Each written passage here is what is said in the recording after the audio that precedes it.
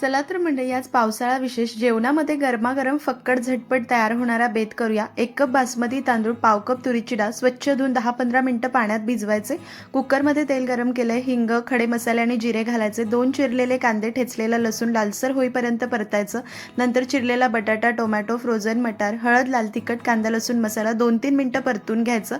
तांदूळ 10-15 मिनिटं भिजला पाण्यातनं काढून यामध्ये घालायचं, मिनिटभर परतायचं। 2.25 कप गरम पाणी, मीठ आणि कोथिंबीर घालायची। कुकरचं झाकण लावून मध्यम आचेवर 2 शिट्ट्या करून कुकर गार करायचा। बोलमध्ये 1.5 कप दही घेतलंय, हळद, पाव चमचा साखर, 1.5 चमचा बेसन घालून छान फेटून घ्यायचं। परत 1.5 कप पाणी घालायचं, चांगलं फेस येईपर्यंत घुसळून घ्यायचं।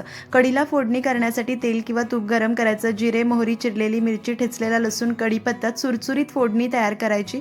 नंतर दही घालायचं, अजून 1 कप पाणी घातलेलं आहे आणि मंद आचेवर उकळी काढायची। उकळी आल्यानंतर मीठ, कोथिंबीर घालून 2 मिनिटं उकळायचं। चटपटीत कढी खिचडी तयार।